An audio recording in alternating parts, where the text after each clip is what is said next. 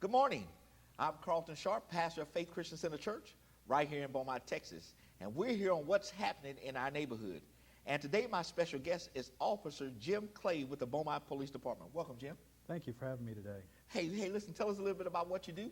Well, I'm the Assistant Chief over the Administrative Division of the Police Department, which handles training, recruiting, the hiring process, internal affairs investigations, and we're here to educate the public today. Okay, so Jim, first of all, let's start by asking the question, how many officers do we have right now? We have 260 police officers here in the city of Beaumont. So that's a pretty good size for our town, and again, we're constantly hiring, recruiting, and doing a lot of things with the community. So tell us about some of the trainings that each officer have to go through as part of being on the force.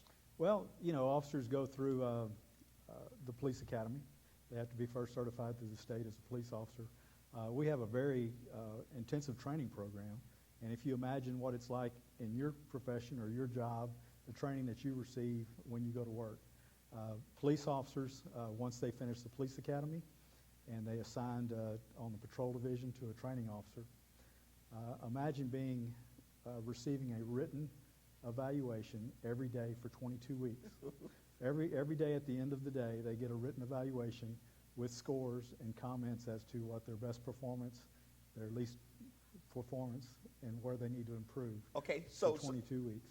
So they actually go through college first. Right, through Lamar, LIT. Right. And how long does that last? That's a full semester. Okay, so what, about 4 months, 5 months? About 4 months, and it's 8 to 5, Monday through Friday, so it's a full work day, 40 hours a week. And then once they get on the force, they have another 22 or 5 months, 5.5 months of field training. Training. But even before that, we have about 3 to 4 weeks of orientation and training on the computer systems and so forth. And again, it's very intensive. And we want to make sure that we're putting the best officers on the street that we can. So now, those 5.5 months that they're in the training, once they're on the force, they actually have someone with them training them. That's correct. They ride with the training officer. We do it in 6-week periods. So they'll ride with one for 6 weeks, second one on a different shift for 6 weeks, and then a third training officer for 6 weeks. And then the last 4 weeks is what we call our shadow program, where they go back to the training officer that they first started with, who just sits as an observer for 4 weeks and makes sure that they can make the right decisions, handle everything on their own, and that they're fully trained and able to go out and work by themselves. So it's almost a year. Yes. With all the time that from training to training before they actually are out on the streets by themselves. That's correct. If we start, we're in a hiring process right now. Those officers will start the police academy in August, and they will not finish their training till about July. Now, so it's not only just how to be an officer on the street, but you also do some training, some de-escalation training. That's correct. Every officer receives de-escalation training, conflict resolution. One of the new programs that we have in our department that was recently just purchased through a grant is the Milo range system. We've all seen computer simulations. What we had historically were more shoot or don't shoot type situations. Yeah. Well, they've really advanced what they can do with technology today. So these scenarios that we're training officers with now has a de-escalation component, because you can use every response in this training program. You can use verbal commands. You can use pepper spray, a taser, a baton, up to a firearm. But every scenario has different outcomes based on how the officer handles it. So we put officers that are in training in situations, high-stress situations, in a simulated environment so they can learn and make good decisions. So if you're in a situation in this training scenario and you're giving good verbal commands, you're showing empathy, you're talking, find out what the problem is, whoever's running the simulation can determine the outcome. Oh. So you can branch it off and say, okay, they're doing all the right things. We're going to make it where it's a good resolution. If the officers are not saying the right things, not giving proper commands, then they can escalate the situation, and then they can always de-escalate it again. So it's showing the officers how their response determines the outcome. So the guy behind the computer is actually dictating, based upon the officer's response, how this scenario is going to end up. Yes. So again, that's a big advancements in technology over the last 10 or 15 years. Wow. And so it's excellent training for all of our officers. And we are, slowly in the process of sending everybody through these training sessions. We're going to be using, again, with new recruits to put them in situations that they may encounter on the street, but do it in a training environment so they're not experiencing it the first time on the street. So all 260 officers have to go through this training? Well, over the course of the next year. Yeah, So because this is we've only had this system about a month now, so we're just getting it up and going. And again, it's something that we can, we have a community advisory committee. We're going to let those members go through it. A week or two ago, we had some news media go through it, the training. So just to them experience what the officers will be seeing. Now, another thing that you guys have implemented is body cameras. Yeah, we are in the process of implementing body cameras. It's a process. What's kind of hampered the process is making sure that we had all the right infrastructure. This is a lot of technology, a lot of storage. A lot of data. A lot of data, and we want to make sure that everything works together in unison. We have in-car cameras we've had for years and years. So our body cameras need to integrate into our in-car cameras so it works seamlessly as one system. And that's what we're doing right now. You'll see in the next few weeks with it, the purchase going ahead for these cameras. So hopefully by the end of the year, we'll have them all implemented. Currently, every officer in the department is receiving training on the body cameras. Okay, so why body cameras? Well, it's technology that's expected, but at the same time, it's really a benefit for the officers. The officers, again, it records the situation, but from a little different perspective than the in-car cameras do. They're not going to solve all the problems. It's not a fix-all solution. But what people need to realize too is the cameras can sometimes see better than we can. Yeah. They have a wider field of view. If you're in a conflict situation, you're focused on one thing, whereas the cameras can see a lot broader view of what's going on in the peripheral. Plus, at night and low light, the cameras can see better than our human eyes can a lot of times. So we have to be real careful when we say the officer should have seen this. They may not have been able to in that particular situation. So sometimes the cameras can be deceptive because it's going to show more than what actually is seen at the time. And then the officer, wherever you place the body camera, it has a peripheral, but the officers, is looking at different things. Yeah, and the cameras aren't always going to be facing where the issues are. If the camera's facing one direction, the problem's off to the right. Right. It's not going to catch it. So, again, we want to make sure, we've been using cameras for years. Officers expect it. They know it.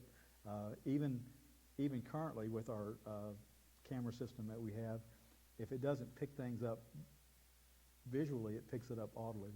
We have the body microphones that are wireless that pick up for a long distance. And so officer may be in the house, and we're still recording that conversation. So anytime your lights are activated, it kicks in the... Right. We're wanting the officers to utilize their camera anytime that there's enforcement action going on. If it's a police action, now if it's you and I sitting in a coffee shop and visiting, no, that doesn't need to be recorded. But if you flag us down for a problem that you're having, we want to make sure that it's recorded for the protection of you and for the officer. Now, okay, let's just say that a citizen has a complaint.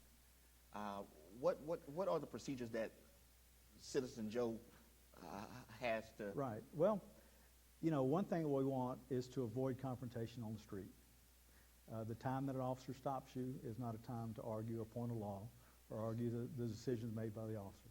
I'm not saying an officer's 100% correct all the time. We're all human, right? Right. So, but conflict on the street is not the time and the place. What we would recommend people do is let the situation calm down, let the officer leave, then contact a supervisor. All right, there's several options that they have, but we want to make sure that the situation doesn't escalate into an argument over a point of law or over you can't tell me to do this or that, because a lot of times the officer's looking at it as a safety issue. A lot of times there's officers that have more information than than you realize that they have, or they have maybe conflicting information. We need to get it resolved, but the time is not on the street, in a traffic stop or on a pedestrian stop. So we're asking people to contact a supervisor. Now, once they do, they have several options. One, we want issues to be reported. A lot of times people say, well, I don't want to get the officer in trouble, or it wasn't, if it's a big enough deal that you want to call a supervisor, we want to know about it. Because even as a supervisor, I want to know if one of my employees is not giving good service. Right. So a lot of times there may be some explanation behind it, but it's always good to hear what people have to say and what their perception of it was. Now, they can file complaints informally or formally. Okay. An informal complaint is filed. You can file it with the supervisor over the telephone. You can file it with our internal affairs over the phone. It still goes through the process of being reviewed by the officer's immediate supervisor. If it's a patrol officer, the sergeant will review it. That sergeant reviews video, any evidence that they have. They'll talk to the officer. That gets forwarded up to the lieutenant, who reviews it and has to concur, who goes to the captain, who eventually makes the final decision whether the officer, and sometimes an informal complaint may turn into an administrative complaint where we investigate it further. A lot of times it's more of a counseling session. So, but we do need to know what's going on. Now, So does the citizen need to get the officer's name or his badge number in order to make those complaints? Not necessarily, because if it's a call for service, we'll have that documented on our computer system. We'll know which officer responded and who they talked to. If they can get the officer's name, that's great. If they can get a car number, that's great. And we do look into the situation. It's not just one level of review. There's multiple levels of review, even on a informal complaint. Now, a formal complaint, we're under civil service law. So in order to file a formal complaint, the person has to come in and give a sworn affidavit as to the complaint. And they'll have to come in and make an appointment with our Internal Affairs Division. Now, that officer will have to do the same thing. They will have to come in and give a sworn affidavit as to what they did and their justifications. But they still have, now the process that you just laid out just a few moments ago, that process is still taking place too. No, it's not. On a formal complaint, it goes through a different process, because the investigators in Internal Affairs will collect all of the evidence, all the videos. They will collect the sworn statement from the person complaining, any witnesses, and from the officers involved. So everyone is bound to tell the truth in a sworn affidavit, including the officer. Officers can be terminated. So we will, once everything is gathered, then it goes to a review board. And that review board, it's a corrective action board, we call it, and they will review all the evidence. Now, on that board will sit that person's sergeant, their lieutenant, and the 3 captains from the 3 different divisions. Wow. And they will have a legal advisor in there, and we will review all the evidence presented and make a finding. Then that person will be notified at the end of finding what the result is. Okay. Many times, things may happen, and if we don't have evidence proving one way or the other, it may be that it's not sustained. Okay. There's different outcomes. You can have a sustained complaint, which means the board agrees that it was a legitimate complaint. We recommend discipline to the chief. Not sustained, which means you say one thing, the officer says something else, we don't have an independent witness or maybe there's no audio or video, depending on the situation. So we really can't make a determination. We're not going to completely clear the officer, but we really don't have enough to sustain a complaint. And then the other option is exonerated, which means the officer's rights or his actions were lawful and proper and within policy. So any recommendation that this board goes to the chief of police. The chief of police is the only person that can discipline an officer. Okay. So he has the final say-so.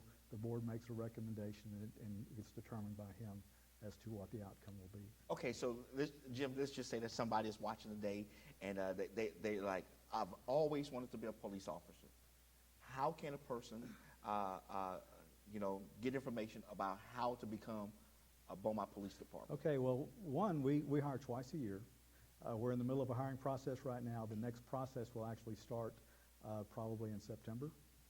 But so you can go on the police department's website to our recruiting page, and we can look at our recruiting video. We have our recruiting guide online. You know, I worked almost a year with the NAACP and the 100 Black Men locally to come up with a recruiting guide that outlines every step of the process. So we have that on file. You can download that. You can come by the police department and get a copy of it.